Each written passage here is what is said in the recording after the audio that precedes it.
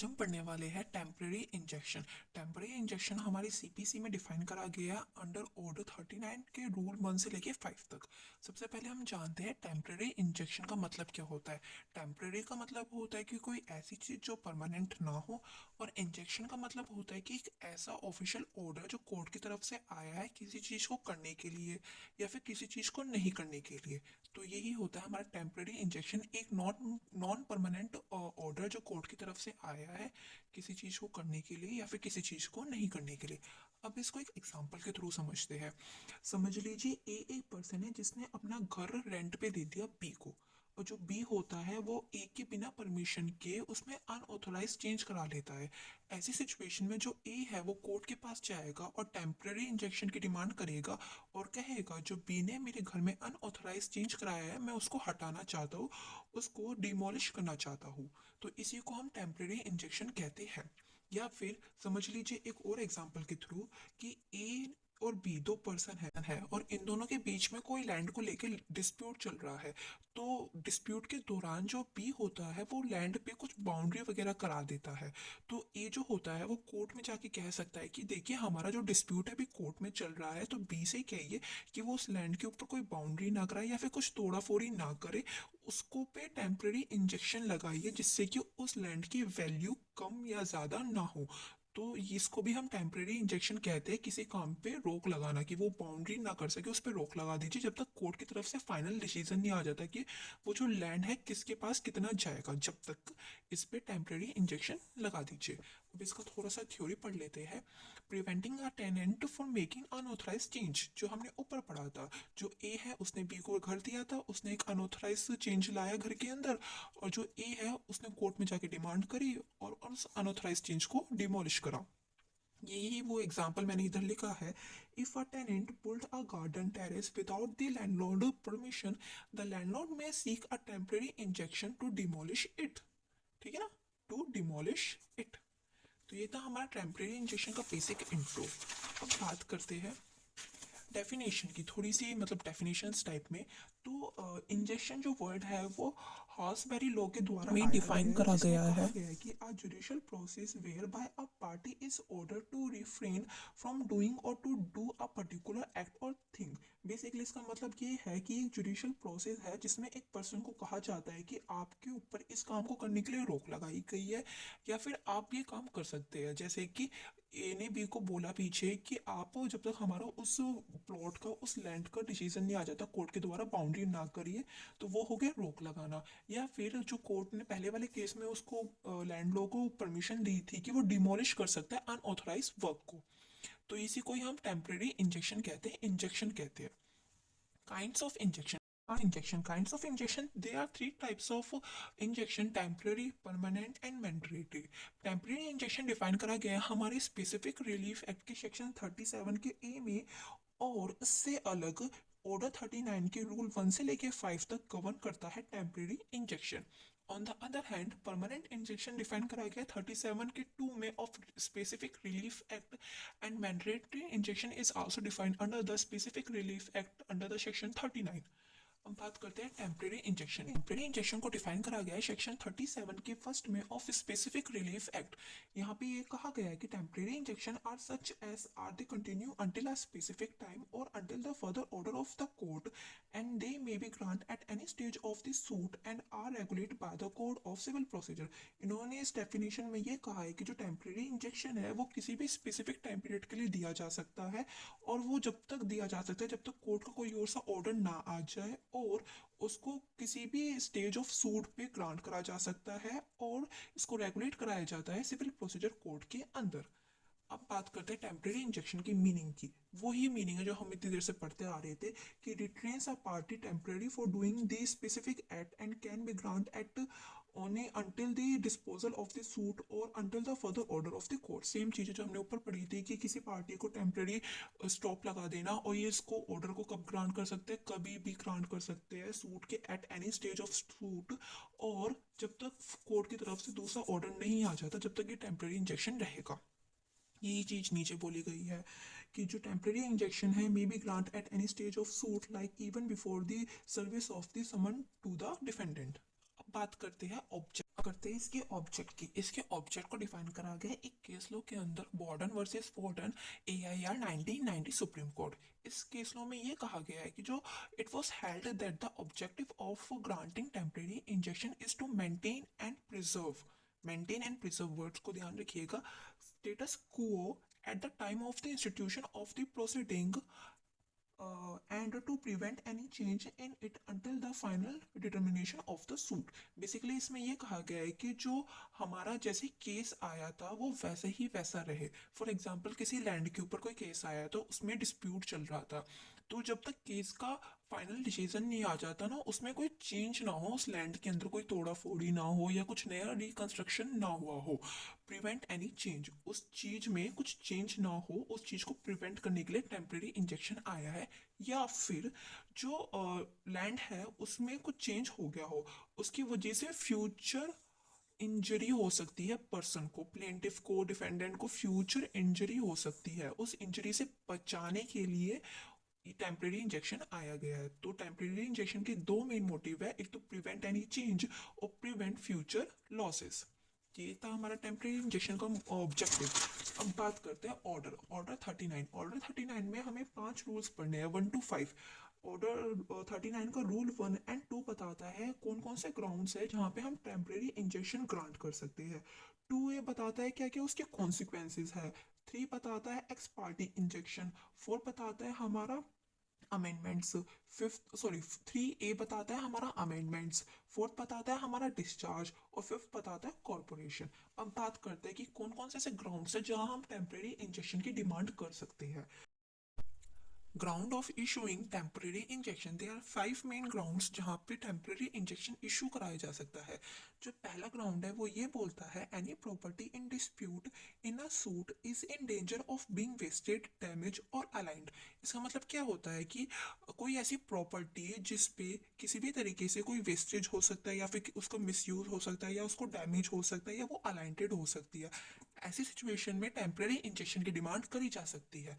For example A और B, इन दोनों के बीच में कोई प्रॉपर्टी को लेकर डिस्प्यूट चल रहा है और वहां पे जो B होता है वो प्रॉपर्टी की दीवारें तोड़ना चाहता है, जो लैंड है उसकी चारों तरफ दीवारें हो रही थी वो तोड़ना चाहता है। तो जो A होता है वो कोर्ट में जाके टेम्परेरी इंजेक्शन की डिमांड कर सकता है और कह सकता है कि जब तक उस डिस्प्यूट का फाइनल रिजल्ट नहीं आ जाता आप B से कहिए कि वो उस प्रॉपर्टी के साथ छेड़खानी ना करे। दूसरा, है जो डिफेंडेंट है वो थ्रेटन कर रहा है या फिर और इंटेंड टू रिमूव और dispose of his property with a view of defaulting his creditor. Basically वो थ्रेटिंग कर रहा है या फिर उसका इंटेंशन है अपनी प्रॉपर्टी को बेच देना, डिस्पोज कर देना डिफॉल्टिंग वे में अपने क्रेडिटर्स को। ऐसी सिचुएशन पे भी हम टेम्परेरी इंजेक्शन की डिमांड कर सकते हैं।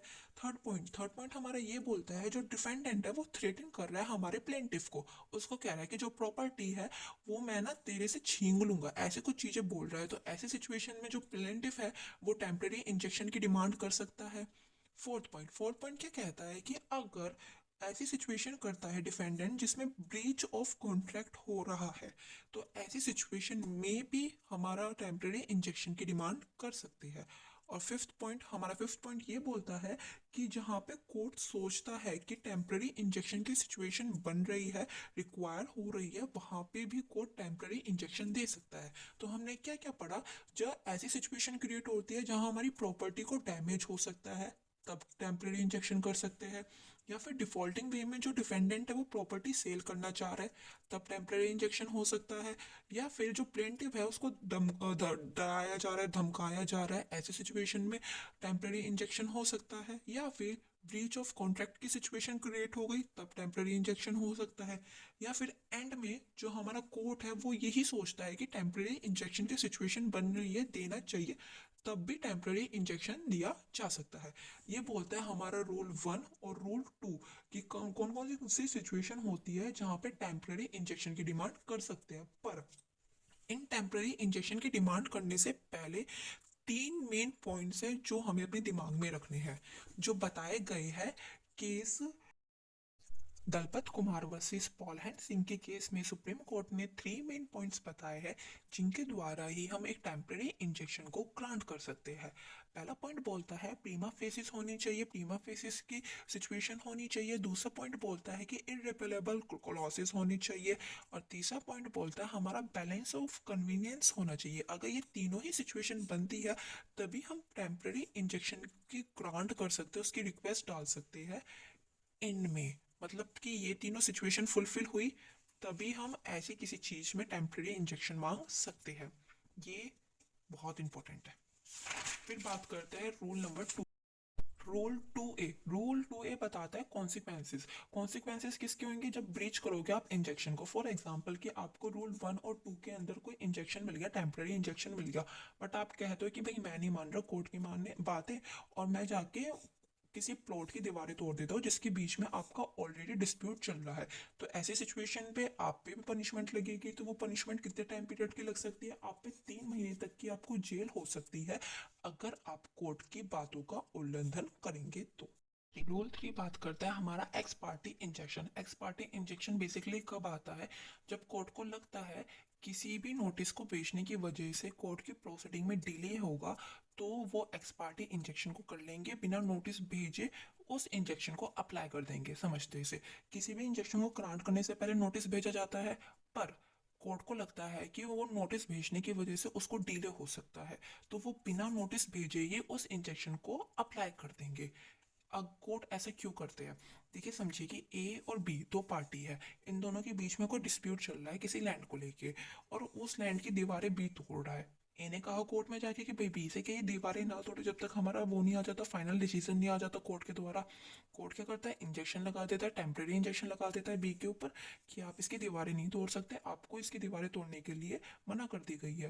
पर कोर्ट को ये बी को बताना पड़ेगा नोटिस के थ्रू, और कोर्ट को लगता है कि उस नोटिस की वजह से जो कोर्ट की प्रोसीडिंग है उसमें डिले हो सकता है तो वो कोर्ट उसको नोटिस ना भेज के एक्स पार्टी इंजेक्शन कर देंगे, जहां पे कोर्ट रीजन टू भी रिकॉर्ड रखेंगे, बताएंगे कि डिले होने की वजह से हमने बी को नोटिस नहीं भेजा। पर जो अपोजिट पार्टी होगी वो बी को बता देगी application of injection, affidavit, plaintiff या फिर अदर डॉक्यूमेंट्स के द्वारा कि एक टेम्परेरी इंजेक्शन लगा दी गई है, कोई भी इस प्लॉट की चारों दीवारों में से कोई सी भी दीवार नहीं तोड़ सकता।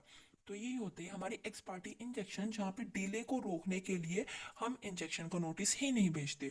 इसके लिए भी कुछ आया है, इसके लिए आया है इसके लिए आया है रूल 3A, जो ये बोलता है कि अगर कोर्ट टेम्परेरी इंजेक्शन ग्रांट कर देता है और एक्स पार्टी इंजेक्शन कर देता है, बिना किसी नोटिस भेजे टेम्परेरी इंजेक्शन को ग्रांट कर देता है, तो ऐसी सिचुएशन में जो केस आता है कोर्ट के पास उसको 30 दिन के अंदर डिस्पोज करना पड़ेगा, 30 दिन के अंदर उस केस को खत्म करना पड़ेगा, जब भी वो एक्स पार्टी इंजेक्शन का डिसीजन ले सकता है।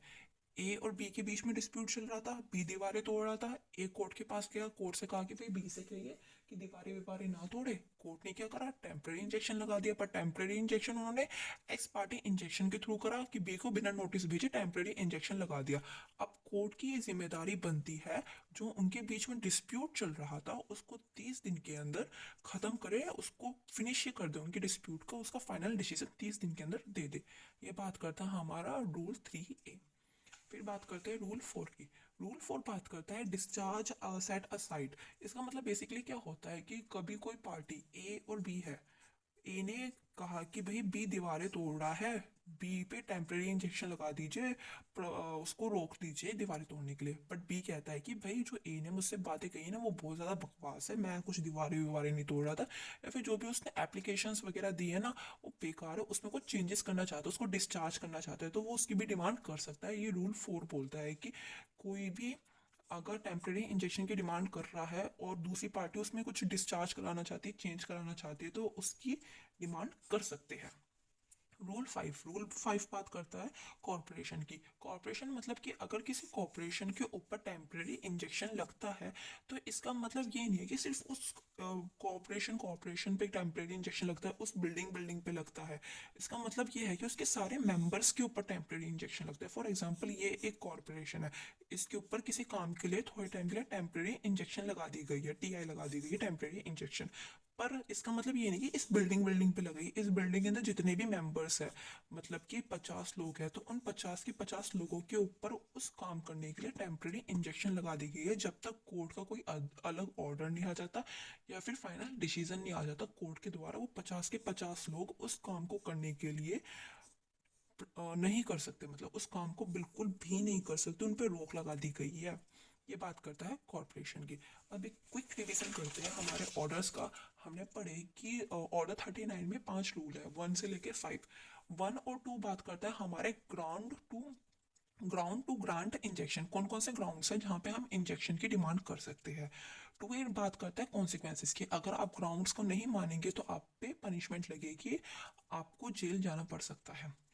3 बात करता है हमारा एक्सपार्टी इंजेक्शन, जहाँ पे कोर्ट को लगता है कि नोटिस की वजह से डिले हो सकता है, ऐसी सिचुएशन में वो नोटिस ही नहीं भेजते।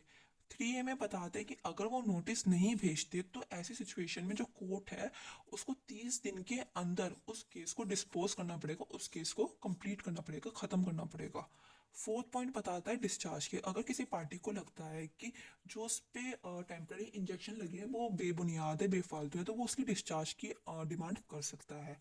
5th पॉइंट बताता है कॉरपोरेशन की, अगर किसी कंपनी या किसी कॉरपोरेशन पे टेम्प्रेरी इंजेक्शन लगता है तो इसका मतलब ये नहीं है कि उसकी बिल्डिंग पे लगा है, इसका मतलब ये है कि उसके अंदर जितने भी मेंबर्स हैं उन सब पे वो टेम्प्रेरी इंजेक्शन लगा है, वो सारे ही मेंबर वो काम करने के लिए डिस्चार्ज हो चुके हैं, उन सब पे वो रोक लगा दी गई है।